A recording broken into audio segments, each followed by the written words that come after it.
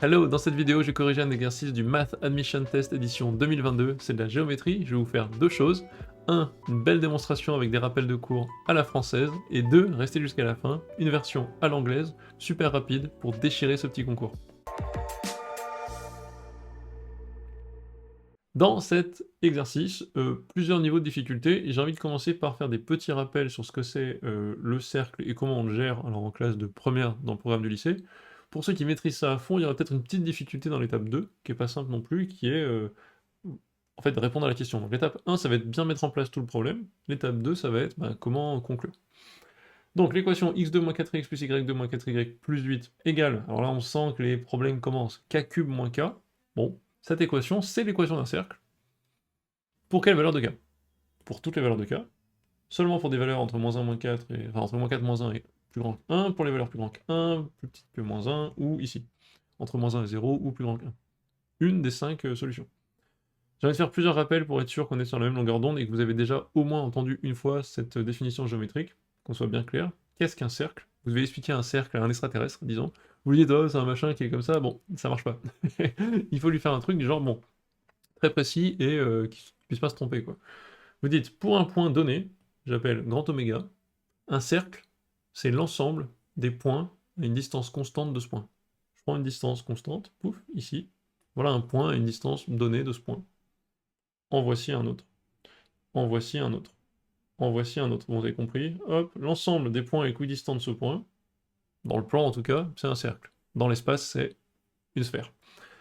Et donc ça, c'est la définition en mots français. Si vous comprenez cette définition de base, vous comprenez ensuite d'où sort cette équation finale. Parce que je traduis donc cette équation française en maths. Un point M quelconque de coordonnées du plan x et y. On va dire il est x et y, bon voilà, il est où on veut.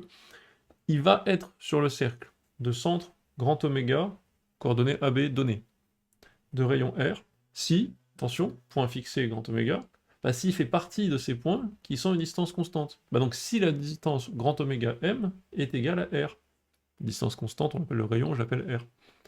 Par facilité d'écriture, je vais mettre tout ça au carré, c'est des distances, donc il y a équivalence, hein, parce que ça c'est déjà positif, donc il n'y a pas de problème. Et donc ça me donne, ça c'est la formule de la distance entre deux points de coordonnées AB et XY dans le plan, donc c'est une formule de troisième. Donc j'ai x moins a au carré plus y moins b au carré égale R2. J'ai cette équation canonique d'un cercle qu'on voit en cours de première.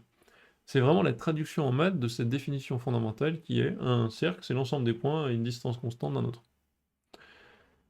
Maintenant qu'on a ça, comment on fait pour se débrouiller, pour passer de ce truc-là à ce truc-là? En fait, c'est seulement si j'arrive à montrer que ce truc-là peut s'écrire de cette forme-là, qu'alors je pourrais remonter les équivalences et dire, ah bah donc voilà, vu que j'ai cette forme-là, c'est donc un cercle de centre AB de rayon R. J'ai des équivalences qui me disent que c'est pareil. Comment je fais pour travailler une équation comme ça? La méthode est toujours la même, il faut utiliser ce qu'on appelle, c'est un truc que vous avez vu avec les polynômes, euh, non pas la forme développée, mais la forme canonique, pour, enfin, l'espèce de début de développement de carré de la forme canonique pour ces trucs-là. Pour x2 moins 4x, y2 moins 4y. Alors, la forme canonique, je vous rappelle juste le concept philosophique sur les basiques. On voit ça dans le cours des polynômes du second degré, je voulais faire un petit rappel parce que j'aime bien l'expliquer, j'aime bien vous faire comprendre d'où ça vient et pourquoi c'est utile. Moi, j'arrive de troisième ou de seconde, je débarque, je sais faire 3x plus 5 égale 7. Ça, je sais gérer. Gérer, ça veut dire résoudre. Je sais résoudre 3x plus 5 égale 7. Je sais mettre un peu de complexité. Je sais aussi gérer 2x moins 7 au carré, je mets au pif, hein, égale 5. Parce qu'en fait, je sais gérer x carré égale 3. Je sais que ça fait x égale racine de 3 ou moins racine de 3. Voilà, je sais gérer ça. Parce que c'est bien compact, c'est bien gentil, c'est bien chouette. Hop, c'est tout compact, je sais faire, je prends la racine, c'est moins racine de 5 plus racine de 5, le 7 je mets de l'autre côté, je me débrouille. Ce que je sais pas faire, et l'angoisse un peu de ce truc de polynôme du second degré, c'est ça. C'est x carré moins 5x plus 7. C'est chiant, j'aime pas, il y a du x à deux endroits, ce que je dis ici, comment est-ce que je combine? Et x carré moins 5x, c'est la panique, je sais pas faire. Donc j'aimerais bien les combiner et avoir un truc où il y a du x à une unique place, enfin un unique endroit, pour pouvoir me rapporter un truc que je connais. On veut toujours se rapporter des trucs qu'on connaît. Donc je connais, bon ça, clairement, je connais ça. Est-ce que je peux pas bidouiller ce truc-là? Ça, c'est la philosophie de pourquoi est-ce qu'on s'embête à faire la forme canonique, tout ça. Parce que j'aime pas avoir du x là et là. Je sais pas quoi en faire, en fait, je suis bloqué. Mais ça, je sais faire. Ouf! Je me rattache à une espèce de truc que je maîtrise. Je me rattache et je me dis comment je peux faire. Bah, je pourrais mettre ces deux-là ensemble. Alors, les élèves font toujours la même faute, en général ils écrivent, ah bah c'est bon, je mets ensemble, je fais x-5 facteur de x. Mais là, ils sont ensemble, si vous voulez, ils sont factorisés, mais j'ai toujours 2x. Je l'ai écrit ici, x fois x moins 5, d'accord, c'est une factorisation, mais j'ai toujours un x là, un x là. Moi, j'avais un x à un seul endroit pour pouvoir prendre la racine et m'en sortir et passer à autre chose. X moins 5, ça me saoule, donc ça marche pas. L'astuce, c'est de dire, ah, mais ça ressemblerait pas au début d'identité remarquable. Identité remarquable, c'est le truc de troisième seconde, super pratique. Et donc on se dit, ah bah oui, si je me rends compte que 5x, ça pourrait s'écrire aussi, parce que moi j'ai a moins b au carré en tête, hein. A2 moins 2ab plus b2. Si je me rends compte que 5x, je peux l'écrire comme 2 fois quelque chose, c'est-à-dire 5 demi fois x, alors là j'ai un début de développement de carré. Je reconnais mon identité remarquable. Et donc je peux écrire que x2 moins 5x, c'est en fait x moins 5 demi au carré. Bon, ça fait x2 moins 5x plus 5 demi au carré. Bah, ça, il n'était pas au début. Auquel je retire 5 demi au carré. Et là, c'est bon. C'est ça le cœur de la méthode. C'est bon. Pourquoi? J'ai mis un petit validation. Parce qu'en fait, j'ai cette expression-là, où il y a du x à deux endroits, je l'ai transformée en une expression, il y a du x à un endroit. À un endroit, ça veut dire que c'est bon, je me suis remis dans le cadre de ce truc-là. Et donc, je sais gérer. Bon, la suite, je vous la fais pas, vous l'avez dans le cours, mais voilà la philosophie du truc. C'est chiant, je sais faire que des trucs comme ça. Là, j'ai pas ça, donc je vais m'y rapporter d'une manière ou d'une autre. Ça, c'est la forme canonique. Le Discord, j'en parle tout le temps, on est maintenant plus de 1200, n'hésitez pas à le rejoindre, c'est une communauté ultra positive, on parle de physique, d'informatique, on parle d'orientation, les gens répondent à vos questions de manière bienveillante, c'est vraiment chouette, beaucoup de partage. Allez, je vous laisse pour la suite de la correction, bye bye. Donc, si j'applique maintenant à notre contexte d'aujourd'hui, j'ai une équation un peu moche, avec x2 moins 4x fois k, y2 moins 4y. J'applique direct la forme canonique. X2 moins 4kx, j'ai déjà un 2 qui est intégré, donc c'est x2, ah là j'ai moins 2 fois 2k fois x, donc c'est x moins 2k au carré, auquel je retire le carré de celui-ci, donc moins 4k carré. Y2 moins 4y, c'est y moins 2 au carré moins 4. Parfait, on avance. Comment je réponds au problème? J'arrive à ça. Je clean un peu tout ça, enfin je nettoie tout le truc, hop hop hop, ok. Je mets d'un côté les deux carrés et je balance de l'autre côté les constantes. Donc il y a moins 4k carré qui devient plus 4k carré, il y a le moins 4 qui devient plus 4, mais il y a un moins 8, donc ça fait 4 moins 8, ça fait moins 4. Très bien. Il y avait déjà k cube moins k qui était là. On est content. Quand est-ce que j'ai un cercle? J'ai un cercle si de ce côté j'ai bien une quantité au carré. Moi j'ai dit dans la définition, il me faut un rayon au carré ici. Donc si cette quantité est négative, bah en fait, il y a pas de... c'est faux, en fait, il y a pas de... ça ne sera pas l'équation d'un cercle. Si la quantité ici, je dis que c'est négatif, bah c'est toujours faux ça. Donc pas de cercle, parce que c'est pas possible d'avoir une somme de carrés qui est négative. Si les deux, la somme est égale à 0, ça veut dire qu'en fait je suis en un point unique, c'est que x vaut a et y vaut b, en fait j'ai juste un point unique qui est le centre grand oméga, quoi. Donc je veux que ce soit positif strict. Bon bah c'est parti. À quelles conditions ce truc-là est positif strict? Kata, c'est un polynôme de degré 3. Qu'est-ce qu'on fait? Méthode, réflexe, je vous le dis. C'est pas au programme, mais en fait, il n'y a pas vraiment de méthode typique non plus pour les polynômes complexes de degré 3, c'est-à-dire ceux où il y a du cube, du carré, du simple, enfin, du k, etc. Il n'y a pas une méthode type. En tout cas, surtout pas au lycée, quoi. Degré 3, on est coincé. Maintenant, deux options qui sont toujours les mêmes options dans ces exos, c'est soit une racine évidente, soit carrément vous arrivez à le factoriser un peu à la mano en galérant un peu. Je vais vous montrer les deux. Racine évidente, il faut toujours le tester. On commence toujours, c'est la règle, par dire est-ce que 1 serait pas racine évidente? Est-ce que moins 1 serait pas racine évidente? Si ça marche toujours pas, est-ce que 2, moins 2 peut-être? En général, bon, ça s'arrête là. Il n'y a pas besoin d'aller chercher 7 comme racine évidente. Ça veut dire qu'on compte sur l'exo, s'il nous file un cube, c'est qu'en fait, les professeurs, ou je sais pas qui l'a construit à Oxford, là, bah, a fait un truc qui se résout. En fait, si on me le demande, c'est que ça se résout. Donc c'est une de ces deux méthodes-là. Voilà, faut pas se dire c'est la panique, je sais pas faire. Non, non, c'est pas au programme. Donc clairement, vous savez pas faire, sauf si c'est ça. On panique pas. Je vais le faire vite fait parce que je voulais vous montrer surtout la factorisation. Mais ici, on essaye moins 1 et 1, ça marche. Quand je mets 1 là-dedans, ça marche, ça fait 1 moins 1 plus 4 moins 4, 0. Quand je mets moins 1, ça fait moins 1 plus 1 plus 4 moins 4, 0. Si les deux marchent, je peux factoriser par k moins 1, k plus 1. C'est ça l'idée, hein. Si quelque chose, si 2 est racine, je peux factoriser par k moins 2. Si moins 3 est racine, je peux factoriser par k plus 3, etc. Donc je peux dire que mon polynôme de degré 3, c'est k moins 1, k plus 1 fois, vu qu'il est de degré 3, un dernier petit polynôme ak plus b. Je sais que c'est du 1k cube, donc forcément ça fait k fois ak, donc je veux que a soit 1. À la toute fin, je veux trouver une constante qui vaut moins 4, donc je sais que ça fait moins 1 fois plus 1 fois b, je veux que moins b soit égal à moins 4, b égale 4. Voilà, bon, je me débrouille, je trouve ça. Ça marche sans problème, très bonne méthode, faites-le, c'est déjà très bien de le faire, de trouver les racines évidentes. Surtout que si vous en trouvez qu'une, si vous arrêtez à 1, vous allez faire beaucoup plus de... ça va être gérable mais plus long, c'est bien de repérer les deux, ça va vite. Au cas où, je trouve, et vous remarquerez peut-être que j'ai pas noté ce truc-là de manière anodine, après il y avait k cube moins k qui était là, j'ai juste rajouté ça, mais il est faisable de factoriser ce truc-là. Et ça, moi je trouve que c'est mieux, et c'est vachement bien si vous arrivez à vous entraîner à le faire. Parce que je dis compétence très utile pour la rapidité en général, l'idée c'est de bien observer ce qui se passe. On se rend compte que dans k cube moins k, il y a du k carré moins 1.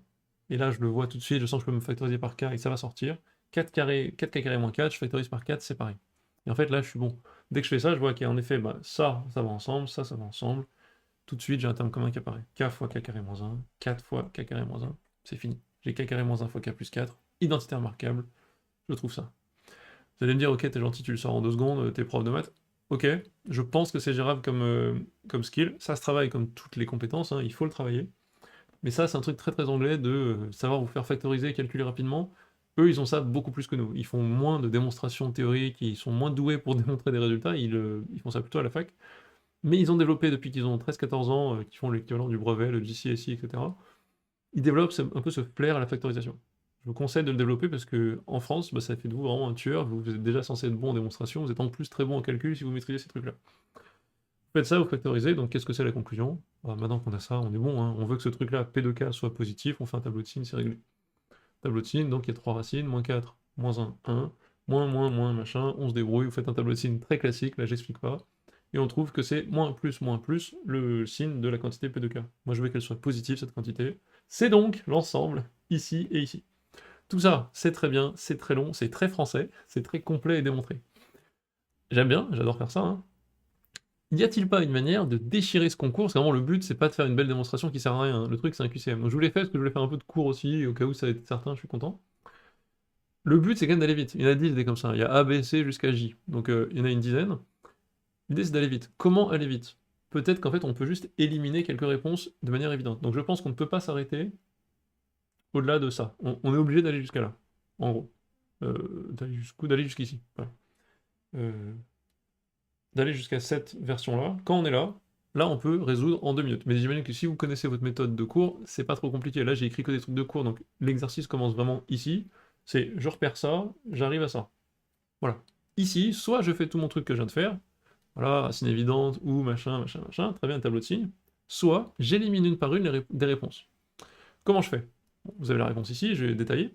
J'ai cette équation, et ça c'est un P de K, donc j'appelle ça un polynôme de K. Bah, vu que j'ai plein de propositions, il suffit que je trouve des valeurs de K telles que bah, je contredise certaines des différentes possibilités.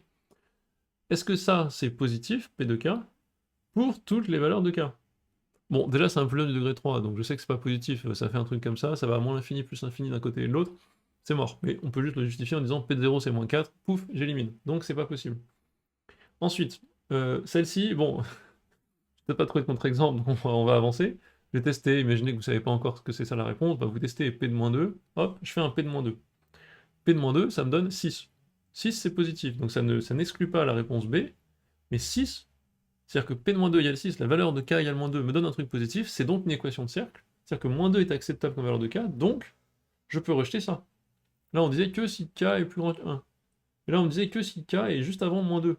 Bah non en fait, donc je peux virer juste avec P de moins 2 égale 6, je peux virer ça et ça, très vite. Il ne reste plus qu'à voir entre ces deux-là. Bah, voyons si je peux pas détruire celle-ci. Comment je fais? K plus petit que moins 1.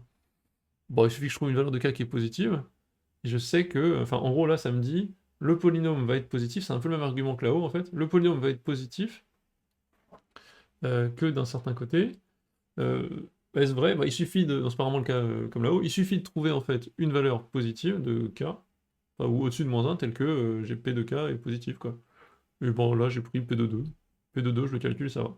Donc c'est un peu au pifomètre, hein. Mais c'est pas pifomètre, vous allez à la pêche, vous dites bon, P de 0 c'est négatif, c'est bon, j'élimine, P de moins 2 ça en élimine 2.